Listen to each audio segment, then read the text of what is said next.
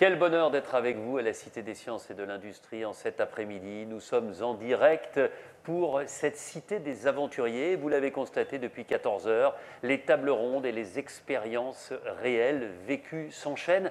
Et c'est formidable de pouvoir se retrouver parce que c'est vrai qu'on ne peut pas voyager en ce moment, c'est vrai qu'on est pour beaucoup d'entre nous confinés, mais c'est quand même bien, d'entendre des aventuriers, des explorateurs qui sont là pour nous raconter les histoires de leur vie, de mettre des mots sur des sensations, sur des émotions, et puis nous donner peut-être la perspective, l'espoir de pouvoir revoyager, de pouvoir repartir à l'aventure, que ce soit au bout de sa rue ou au bout du monde. Voilà pourquoi je vous propose tout de suite que nous entamions une nouvelle table ronde consacrée à l'aventure accessible à tous. Et pour parler de cette aventure accessible à tous, je suis ravi d'accueillir ici, à côté de moi, Benjamin Ferré. Bonjour Benjamin. Bonjour Denis. Merci d'être avec nous. Alors tu vas nous expliquer comment finalement on peut partir à l'aventure sans forcément aller aux antipodes. Et tu as réussi à trouver un concept et tu essayes d'aider les gens à s'organiser pour réussir à vivre ça. Et puis nous serons également avec deux autres interlocuteurs. D'abord une interlocutrice que nous allons retrouver, elle a de la chance, dans la Drôme provençale. C'est Amélie Deloffre. Bonjour Amélie. Bonjour. Ravi de te retrouver avec nous pour nous parler de ton association 2 jours pour vivre. Et puis nous serons également un peu plus au nord, du côté de Lyon, avec Ferdinand Martinet. Bonjour Ferdinand. Bonjour à tous. Voilà, ça grésille un tout petit peu. Le temps qu'on essaye de rétablir un tout petit peu la connexion son.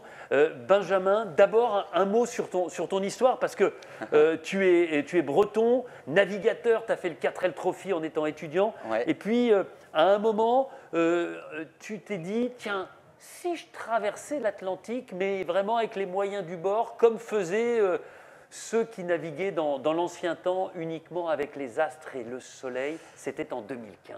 Ouais, exactement. 2015, Transat au Sextant. L'idée, c'était de retrouver un petit peu l'essence même de la navigation, donc Ouais. retrouver les pures sensations de navigation et de découverte de terre. Et en fait, l'idée globale, c'était d'ancrer une aventure dans le présent en servant des enseignements du passé, la navigation astronomique, astrologique, pour regarder vers l'avenir, la transition environnementale. Voilà, et ensuite, tu es fort de cette expérience-là, tu t'es dit, tiens, si j'avais un bateau plus performant, plus compétitif, si je pouvais utiliser les moyens modernes, qu'est-ce que ça donnerait sur une compétition? Et tu es parti sur la Mini Transat, l'essayer, c'est l'adopter. Troisième, c'était en 2019, il y a un peu plus d'1 an. Ouais, exactement. En fait, la première Transat au Sextant, on a mis 3 mois et demi à traverser l'Atlantique. Et donc, j'avais envie de voir ce que ça faisait de traverser l'Atlantique un peu plus rapidement. Et en course et en solitaire. Et la Mini Transat, en fait, c'est une course au large, en solitaire, sur les plus petits bateaux de course au large qui existent, qui mesurent 6,50 m. Et c'est surtout sans assistance et sans communication. Ouais. Donc, ça veut dire que pendant 20 jours, tu es absolument seul, sans voir personne, sans parler à personne. Et moi, c'est ça qui m'animait dans cette compétition-là. Alors là, on parle de traverser l'Atlantique dans des conditions plus ou moins sommaires et plus ou moins spartiates. Mais aujourd'hui, on va parler de cet incubateur que tu as créé, dont la vocation est de faire éclore des projets d'aventure sportifs écolo et solidaires. Exactement. Et c'est un peu la même chose aussi. On va aller voir si du côté d'Amélie, ça fonctionne bien mieux maintenant. Amélie, un mot pour nous expliquer un petit peu quel est ton leitmotiv. Défendre un tourisme plus humain, plus raisonné et plus raisonnable, c'est ça? C'est un peu ça. Ah ben, Vaste programme. ben oui, vaste programme. En tout cas, moi, ce que j'ai lu en préparant cet entretien, c'est que tu avais une véritable liberté de penser et que tu ne mâchais jamais tes mots. Qu'est-ce que tu as envie de dire aux gens, et plus particulièrement aux citadins, pour qu'ils soient capables d'imaginer pouvoir lâcher prise? Ouais, mon point, c'est d'essayer de rendre les gens aussi libres que moi, je me sens quand je pars à l'aventure. Alors, moi aussi, j'ai fait des grandes traversées à vélo pour traverser des continents quand j'avais 20 ans. Et en fait, je me dis qu'en fait, on peut ressentir exactement ces choses-là près de chez soi. Et que c'est accessible, c'est facile, il suffit de se lancer. Et voilà, je leur donne les clés, j'apprends l'autonomie. Et je montre que c'est simple et c'est vraiment accessible à tout le monde parce qu'on parle quand même de partir sur 2-3 jours, près de chez soi. Et puis l'aventure, c'est quand même la sobriété. Amélie, Donc accessible. Est-ce que ça s'apprend de partir à l'aventure, même tout près de chez soi, même sur une courte période? Est-ce qu'il y a des clés à connaître? Alors oui, je pense qu'on est malheureusement pas tous égaux. Moi, j'ai eu la chance de partir beaucoup en colonie de vacances, ça m'a donné le goût. D'autres seront initiés par leurs parents. Mais quand on n'a pas ça, on se doit voilà, de lire, d'acquérir des compétences, je dirais, des savoir-faire qu'on peut apprendre sur le terrain, hein, du reste. C'est pas grave, on apprend en faisant finalement. L'aventure, c'est quand même un peu l'école de la vie. Si on peut faciliter et tranquilliser les gens, les sécuriser et leur donner voilà, quelques tips, je dirais, pour commencer, il faut le faire. Mais ensuite, on apprend par soi-même, on trouve soi-même ses trucs et astuces pour s'organiser, choisir son matériel, partir à l'aventure sans rien prévoir. Là où peut-être au début, on va peut-être un peu plus cadrer, essayer d'être encadré, et ensuite on va se sentir libre. Benjamin, je ne sais pas si tu es d'accord avec moi, mais quand on entend Amélie, elle a beau être dans la Drôme provençale un peu loin, on sent à travers son discours son énergie, son implication et son envie d'exprimer justement ses sensations et d'exprimer ses compétences pour le plus grand nombre. Ouais, c'est clair, ça fait écho, encore plus avec la situation actuelle et la société d'aujourd'hui. J'ai l'impression que ce qu'elle essaye de défendre, c'est aussi faire mieux avec moins. Et je trouve que ça fait pas mal écho avec ce qui se passe aujourd'hui. Alors, Ferdinand, toi, ton objectif, c'est de promouvoir cette micro-aventure qui finalement laisse la place à une écologie et à une planète plus propre, un minimum d'impact pour la planète. Est-ce que ça signifie forcément, dans une micro-aventure, de ne pas prendre l'avion? C'est une bonne question. On n'est pas aussi rigide avec notre définition de ce que peut être une aventure responsable écologique. En tout cas, oui, effectivement, on essaie de faire la promotion des aventures accessibles, plutôt en train, plutôt en vélo. Effectivement, on essaie de démontrer qu'on peut aller vivre des belles aventures sans forcément prendre l'avion et sans forcément aller à l'autre bout du monde.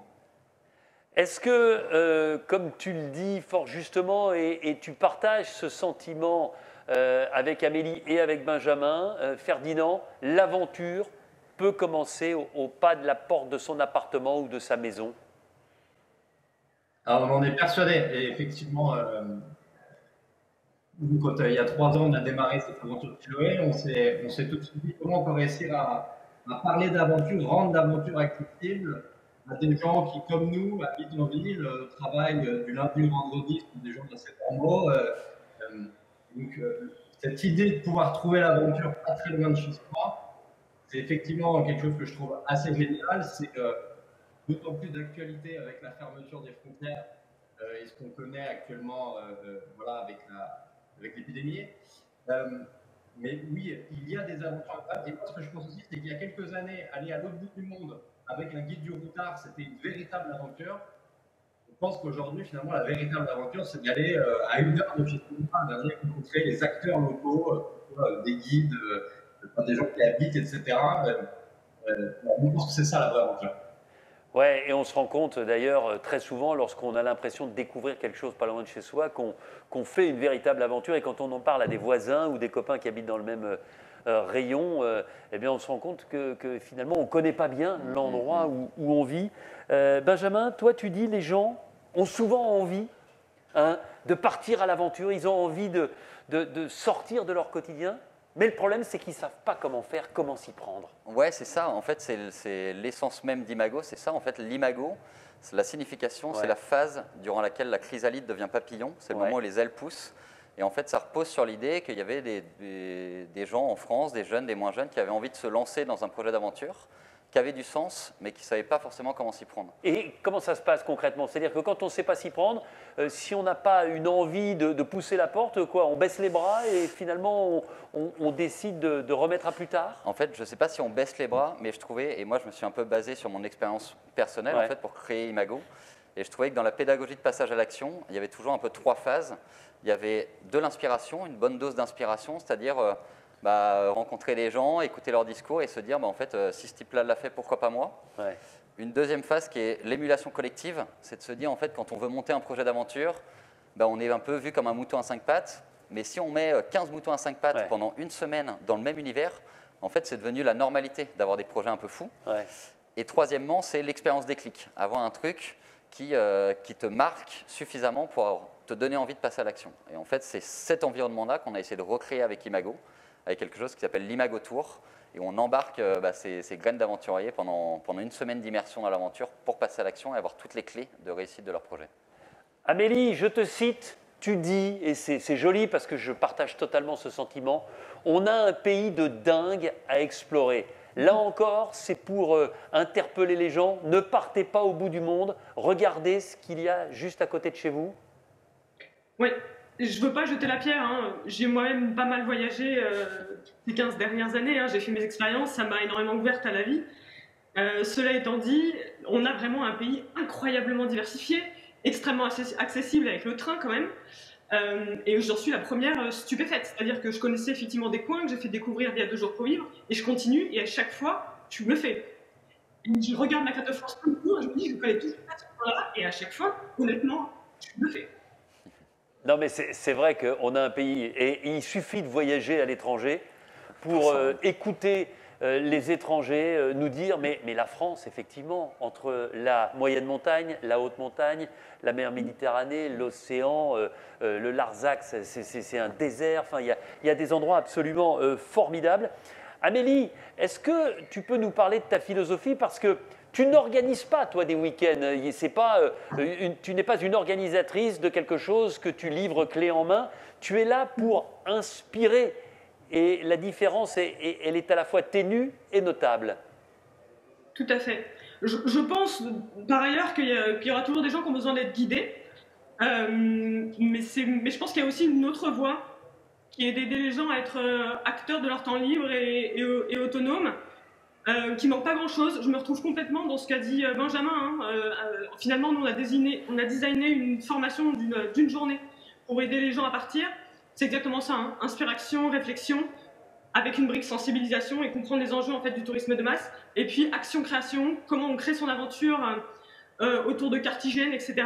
On peut effectivement fouiller le web et avoir un itinéraire tout fait. Personnellement, je me suis éclatée quand j'avais 18 ans en traversant toute la banlieue parisienne et en me créant des souvenirs incroyables. Et effectivement, j'avais pas lu le blog avant qui me disait exactement comment tout allait se passer, où est-ce que j'allais dormir, quel paysage j'allais voir. Et en fait, c'est ça, l'inconnu, l'imprévisible qu'on recherche. Et j'essaye, en tout cas, j'essaye de driver ça dans cette société où il n'y en a plus beaucoup, où on est quand même très axé sur le confort et la prévision. En t'entendant, Amélie, je comprends pourquoi tu essayes autant que possible de t'éloigner des réseaux sociaux finalement et des canaux de distribution accessibles à tous pour faire marcher ton imagination et ton imaginaire. J'essaye de faire vivre des utopies, en quoi je crois. Donc ça passe par une école, ça passe par envoyer des lettres, alors que je viens de la communication digitale et que c'est beaucoup plus simple d'envoyer des newsletters. Mais il faut explorer d'autres voies. Sinon, on perpétue, on fait toujours la même chose. Et aujourd'hui, on est à un point clé où il faut changer. Il faut inventer d'autres choses. Ferdinand, tu as fondé donc en 2017 Chiloé, le média de référence de la micro-aventure. Dans quel but précis? Dans le but de permettre aux citadins de vivre plus d'aventures. Mais alors, on a une mission un peu empruntée à une belle phrase de Cousteau qui est de permettre aux gens de passer plus de temps dans la nature pour apprendre à mieux la connaître et à terme mieux la protéger. Donc, la vraie mission et l'objectif de Chiloé, c'est le cas il y a 3 ans qu'on a démarré, c'est vraiment celle-là. Alors, est-ce que, Ferdinand, par rapport à ces expériences, par rapport à ce conseil, vous avez déjà du feedback des gens qui ont pu en profiter, des gens qui se sont retrouvés finalement dans ces attentes? Alors nous, ça fait effectivement 2 ans qu'on fait ça. On a démarré avec une newsletter et tout très vite, les 50, 100 personnes au bout du mail sont devenues 35 000 personnes qui sont toujours des habitués des newsletters. Et on a une communauté qui a été grandie et qui tous les jours nous partage soit un retour d'expérience sur des idées d'aventure qu'elles auraient pu trouver sur le site internet, soit nous font part de leurs envies de partir avec d'autres gens de la communauté. Et donc je rajouterais par rapport à ce que Amélie et Benjamin ont dit, non, on voit qu'il y a une composante importante de l'aventure, c'est aussi le fait de pouvoir partir avec d'autres gens, du même état d'esprit, Et on n'a pas tous les jours autour de soi des gens dispo, motivés, soit femme, mari ou ami. Et donc il y a un élément important, et c'est l'aspect très communautaire de Chiloé, c'est de pouvoir connecter des gens qui partagent le même état d'esprit, les mêmes valeurs, ensemble, et qui puissent partir ensemble. Et ça a beaucoup de valeur. Benjamin, je rebondis sur ce que vient de dire Ferdinand. Est-ce qu'il faut forcément être dans le même état d'esprit que les gens qui nous accompagnent dans une aventure pour que cette aventure se passe bien? Ou est-ce que la différence, la diversité peut aussi apporter une notion supplémentaire et une richesse supplémentaire? Ouais, bah oui, je crois qu'on dit qui se ressemble s'assemble, mais la différence est quand même indispensable dans un projet d'aventure. C'est toutes les compétences qu'on va chercher. Et quand on monte un projet d'aventure à plusieurs, c'est justement pour que chacun trouve sa place dans cette aventure avec des compétences différentes. Et donc moi, je trouve que la différence est une source de cohésion et de création qui est géniale, quoi. Benjamin, comment tu t'organises dans cette semaine lorsque tu formes, entre guillemets, les gens au voyage, à l'aventure? Comment ça se passe? Est-ce qu'il y a un canevas précis à chaque fois ou est-ce que finalement c'est quelque chose que tu pilotes un petit peu comme un cerf-volant en fonction des interlocuteurs qui sont face à toi? En fait, tout est minutieusement préparé. La semaine est minutieusement préparée. Ouais. On a un metteur en scène chez Imago qui imagine aussi tout ce qui va se passer pendant cette semaine-là. On a des intervenants qui viennent, donc des gens qui étaient là d'ailleurs aujourd'hui, Mathieu Torder, Julien Moreau, des gens comme ça qui viennent témoigner.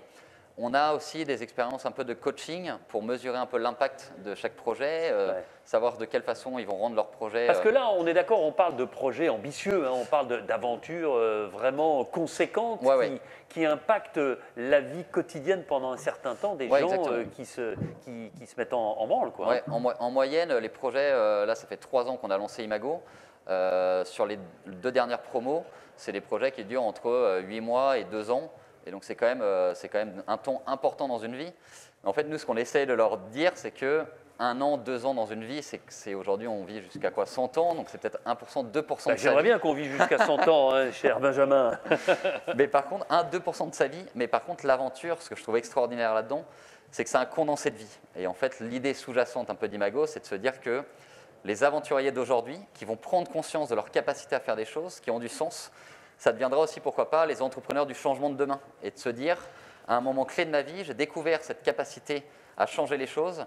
Et donc, pourquoi pas le retranscrire à grande échelle à travers l'entrepreneuriat ou à travers l'entreprise derrière, quoi.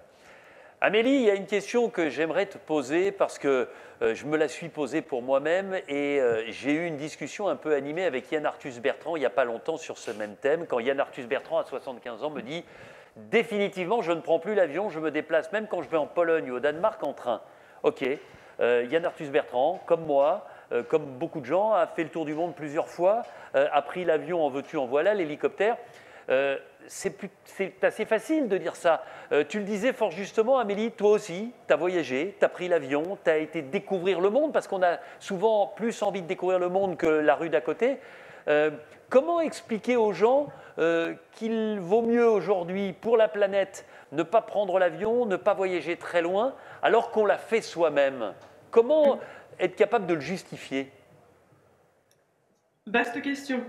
Encore une fois, là, tu me mets un peu dans l'embarras. Mais non, mais je suis dans le même embarras que toi. Je suis dans le même embarras que toi parce que j'ai envie de dire comme toi, même si dans mon métier, je voyage encore beaucoup en avion, mais j'ai envie de moins prendre l'avion. Et je prends moins l'avion, notamment quand je voyage en France comme toi en train, mais je suis partagé. C'est-à-dire, dire à mon fils qui a 20 ans, c'est pas très bien de prendre l'avion aujourd'hui, je ne m'en sens pas complètement capable parce que moi, à 20 ans, j'avais qu'une seule envie, c'était de prendre l'avion un maximum, sans savoir les conséquences.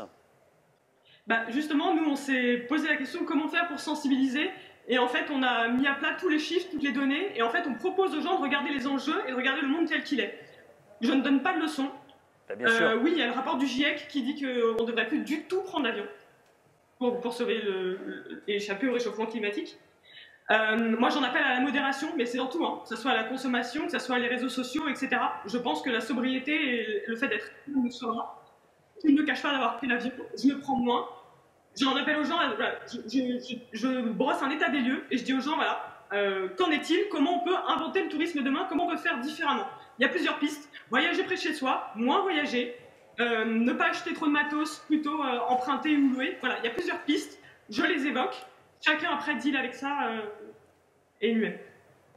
Oui, parce qu'on parlait, Benjamin, Ferdinand et Amélie, de l'avion, de l'impact de l'avion sur le réchauffement de la planète, sur les gaz à effet de serre, évidemment.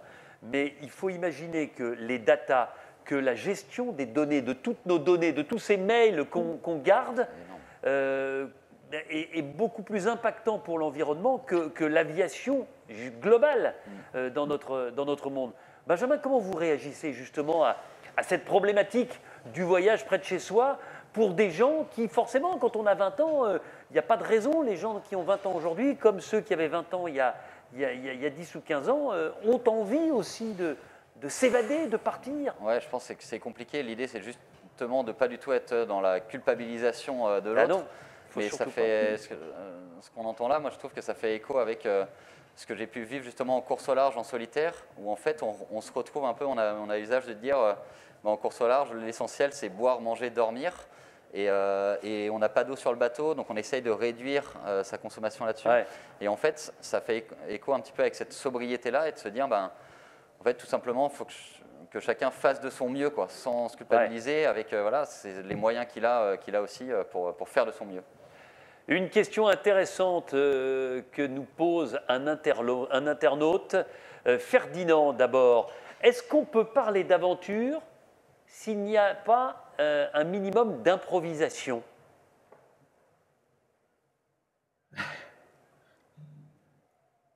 Par principe, je pense qu'une aventure nécessite un peu d'imprévu, de surprise. Mais encore une fois, je trouve que chacun a sa définition d'aventure et la mienne à titre personnel. Ça peut être très organisé. Je prévois d'aller faire un tour en ski de rando pendant 4 jours. C'est assez préparé, c'est assez organisé.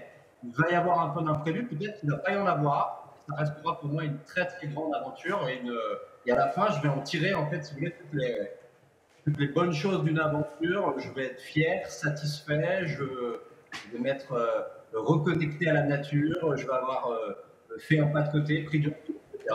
Donc, ouais. Amélie, est-ce que pour qu'une aventure soit parfaitement réussie, il faut être capable d'improviser, finalement, de sortir un petit peu du canevas prévu au départ? Je crois que c'est la définition même de l'aventure quand même. Après, je ne veux pas du tout cloisonner et dire ce qui est de l'aventure, ce qui n'en est pas, c'est pas du tout ça. Mais l'aventure, c'est quand même s'engouffrer dans la vie, vivre des choses imprévisibles. Ça densifie la vie, ça nous apprend des choses. Je crois qu'effectivement, si tout était prévu et si on n'avait pas de galère, on ne grandirait pas. C'est quand même le but de grandir, hein, de se confronter à soi, de se confronter au monde, de se confronter aux autres qu'on va rencontrer. Et il n'y a rien de plus palpitant et excitant dans la vie que de rencontrer un agriculteur, de se faire prendre en stop alors que ce n'est pas prévu, et de trouver des solutions aux choses, en fait. Et à ce qui nous arrive. Et de grandir. Benjamin, j'imagine que dans les aventures que tu as vécues, le 4L Trophy, le tour du monde en autostop, hein, on parlait d'autostop à l'instant avec Amélie, 26 pays traversés, 3 continents, 40 000 km en 2012-2013, l'imprévu, ça faisait partie de ton quotidien, n'est-ce pas? C'est jouissif, moi c'est ce que j'adore dans l'aventure et je trouve que en fait, de bien préparer une aventure, c'est aussi ce qui permet de laisser place à l'improvisation derrière. Et je l'avais vu pendant le tour du monde en stop, où c'était un tour du monde qui était quand même très préparé. Mais par contre, tous les jours, forcément, par l'autostop, implique d'avoir une surprise par voiture, quoi. Allez, tous les trois, il nous reste un peu plus de 5 minutes dans cette table ronde. Je voudrais que vous me donniez, allez, comme ça, un exemple d'aventure sur 2-3 jours qui respecte l'environnement, qui vous permettent de vivre ça pas très loin de chez vous et qui nous fasse rêver, qui nous fasse découvrir quelque chose. Amélie? Je vais vous dire juste la dernière que j'ai faite. J'en ai plein en stock, hein, mais bon, voilà, je vais au plus rapide. J'ai été traverser le plateau de Mille Vaches, que je connaissais juste de nom. Donc en hiver, là. Et j'ai pris un pack craft. Donc c'est bateau gonflable qu'on peut ranger rapidement dans son dos et donc alterner randonnée. Et on s'est dit on va traverser le plateau de Mille Vaches en alternant. Donc il y a beaucoup de lacs et d'immenses lacs, puisque c'est le château d'eau de la France. Et donc on a filé droit, on a fait rando, dès qu'il y avait un lac, on a mis notre bateau. Et comme en plus on était juste, on a fait du stop, on s'est fait prendre en stop par des habitants du coin qui nous ont expliqué un peu comment ça se passe la vie sur le plateau de Mille Vaches, qui est quand même un peu désert. Et c'était voilà, hyper intéressant. Et pas très coûteux, on est d'accord, Amélie? Pas très coûteux. Ferdinand, allez, fais-nous rêver, près de chez toi, une aventure que tu as vécue ou que tu as fait vivre à d'autres. Moi, je vais prendre le contre-pied du coup de toutes les grandes aventures, mais une aventure qui m'a marqué, c'est d'avoir fait le tour de Paris pour ce fameux GR 2024 en une journée. C'était il n'y a pas longtemps, là, cet hiver. Entre 40 et 50 km. Et en fait, ça n'a rien d'une aventure sur le papier, mais je trouve absolument génial de marcher pendant une journée complète. C'est très physique, c'est difficile. On a envie d'abandonner très souvent. C'est d'autant plus difficile qu'on peut prendre un métro facilement, un scooter électrique ou une trottinette pour rentrer chez soi. Et pourquoi j'appelle ça une aventure? Parce que j'ai redécouvert Paris. Ça m'a rien coûté. J'ai marché, je me suis fait un bien fou. Et j'ai rencontré des gens sur le chemin. Et donc voilà, moi je trouve que c'est une aventure facile à faire. On peut faire le tour de sa ville partout où on habite et je trouve ça assez génial. Pour l'avoir vécu aussi, je partage totalement Ferdinand et ça ferait du bien que tous les Parisiens et les banlieusards puissent découvrir ce parcours-là parce que c'est quelque chose qui permet de bien appréhender la capitale. Benjamin, allez, comme ça, quelque chose qui te revient en tête et qui peut nous donner envie d'y aller. Ouais, bah moi j'ai envie de faire résonner mon appétence pour l'univers maritime et mon amour pour la Mini Transat qui a changé ma vie. Et je trouve qu'une des sensations les plus extraordinaires, c'est prendre un bateau et aller passer ne serait-ce qu'une nuit en mer. Et c'est totalement différent, on a l'impression d'être hors du temps. Et donc de larguer les amarres au coucher du soleil et de revenir même une dizaine d'heures plus tard et d'avoir passé la nuit en mer et vécu un lever de soleil et un coucher de lune, moi je trouve ça extraordinaire et je souhaite à tous ceux qui nous écoutent de pouvoir vivre ça. La Mini Transat, c'est une épreuve en solitaire. Est-ce que pour toi, l'aventure absolue, elle doit se vivre seule?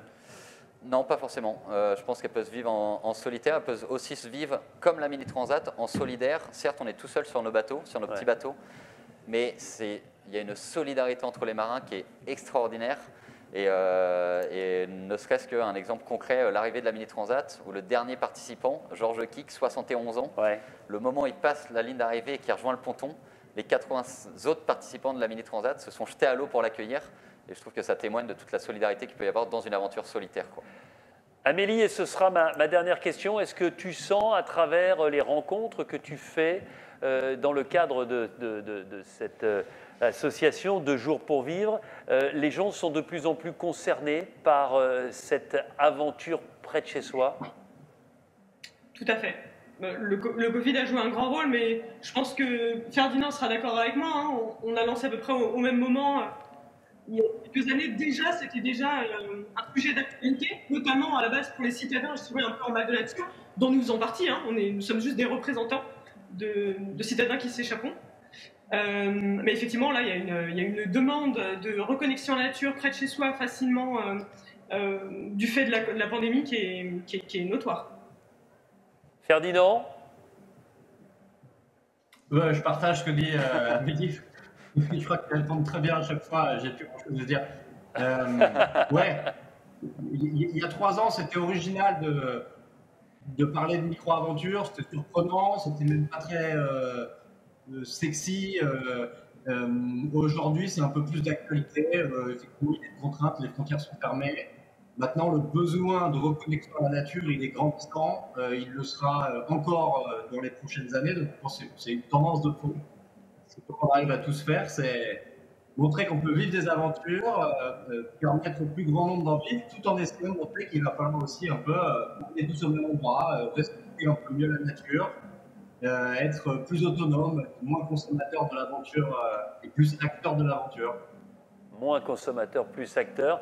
Benjamin, penses-tu que quand le Covid va disparaître, on le souhaite un jour, toutes nos habitudes passées vont reprendre leur droit ou au contraire, il va y avoir une prise de conscience et une évolution de nos mœurs et de ses habitudes? Ouais, je pense que ça a marqué quand même beaucoup de personnes et je pense qu'il y a effectivement, je suis d'accord avec mes deux acolytes, il y a une tendance de fond, il y a une lame de fond qui s'inscrit et je pense que ça va quand même laisser des transitions qui vont s'opérer et qui prendront peut-être du temps mais qui vont s'opérer.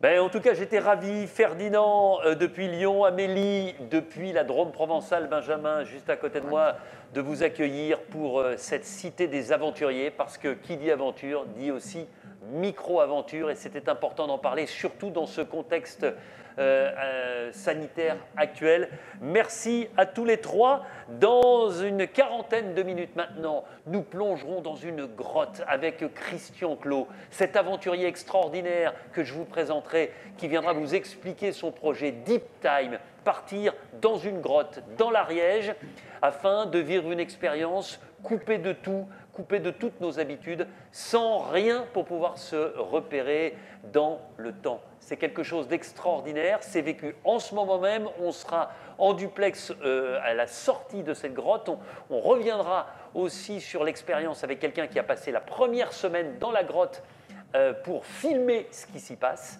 Voilà, ça c'est dans une quarantaine de minutes, mais d'abord une expérience avec Willy Minec, tout un programme s'orienter avec un chronomètre. Bel après-midi, c'est la Cité des Aventuriers ici, à la Cité des Sciences et de l'Industrie à Paris. On s'évade virtuellement, mais je sais que ça vous fait du bien. En tout cas, ça nous fait aussi du bien.